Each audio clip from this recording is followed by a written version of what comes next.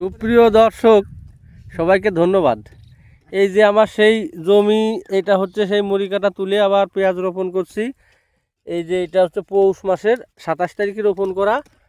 আজকে হচ্ছে 20 তারিখ, তাহলে 20 দিন আর ওই দিক 2 দিন, 22 দিন বয়স।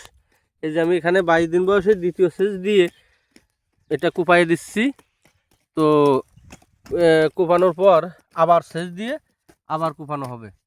এই যে সেই জমি, তা পেঁয়াজের যে গঠন তা কেমন কি হবে, এটা দ্বিতীয় সেচ দেওয়ার সময় আমি কোনো সার ওষুধ দেই নেই। প্রথম চাষের সময় যা দিছিলাম, আর তৃতীয় সেচ যখন দেবো তখন আবার কিছু সার ওষুধ দেবো।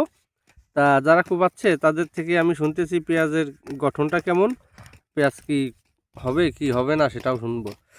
তা এই লোক থেকে প্রথমে শুনি, এই যে পেঁয়াজের যে ঢক দেখা যাচ্ছে, এটাই কেমন কি পেঁয়াজটা হবেন কি হবেন না? জল দিলে ভালো হবে না? জল দিলে ভালো হবেন? জল তো দেবই, জল দেওয়ার পরে তাতে কি, তা কি 2 মন 1.5 মন এরকম হবেন? হ্যাঁ হবে। হবে না? তা এই যে এই লোকের থেকে শুনি, এই যে যে পেঁয়াজটা দেখা যাচ্ছে, এই একটু নামি করে লাগানো মুড়িকাটা তুলে তারপর সেই জমিতে আবারও পেঁয়াজ রোপণ করা। তা এই পেঁয়াজটা কেমন কি হবে? কালি টালি বেরোবেন নাকি? আর পেঁয়াজ না, এই পেঁয়াজি কোনো কালি টালি হবে না। কালি হবে না? না।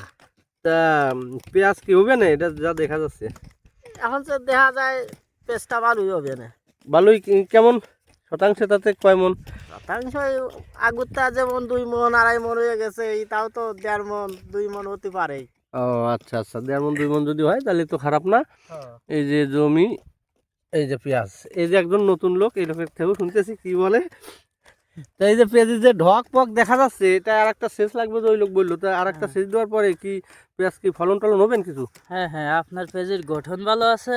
হ্যাঁ হ্যাঁ, পেঁয়াজ এই পেঁয়াজটাই ভালো হবে। এবার পিরারি আগুর পেঁয়াজ তো ভুলে যাবেন নাকি? যদি বৃষ্টি হয় তাহলে আগুর পেঁয়াজগুলো আপনার এই পেঁয়াজের থেকে পারবে না, বুঝছেন? ও, সে দেখা যাবে যে আপনার পেঁয়াজটাই ভালো হয়েছে। ধন্যবাদ। তাহলে পেঁয়াজটা আসলে ঢক পক ভালোই দেখা যাচ্ছে। এই যে আমি দেখাচ্ছি কাছে কাছে যাইয়ে, এই যে এইদিকে কুবানো না, আর এইদিকে কুবানো। এই যে কুবানো পেঁয়াজ, এইদিকে কুবানো হয়ে গেছে আর এইদিকে কুবাচ্ছে এই যে পেঁয়াজ। তো এটা আমি প্রতিনিয়ত আপডেট দিতে থাকবো। সবাই ভিডিওগুলো মনোযোগ সহকারে প্রথম থেকে শেষ পর্যন্ত দেখবেন, আশা করি তথ্যগুলো পেয়ে যাবেন।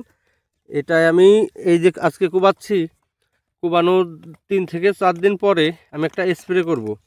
স্প্রে করার পর আবার আমি সেচ দিয়ে দেবো, সার ওষুধ যা যা লাগে সেগুলো দিয়ে সেচ দেওয়ার পর তারপর আবার জো ধরে আবার কুবানো হবে। কুবানোর পর তারপরে বর্তিতে শুধু স্প্রে দিতে হবে, স্প্রে দিলেই পেস্টটা হয়ে যাবে। কেমন কি হয় সেটা তো অবশ্যই দেখাবো। আপনারাও এই চ্যানেলটি সাবস্ক্রাইব করে পাশে থাকবেন ভিডিওগুলো আপডেট পেতে। ধন্যবাদ সবাইকে।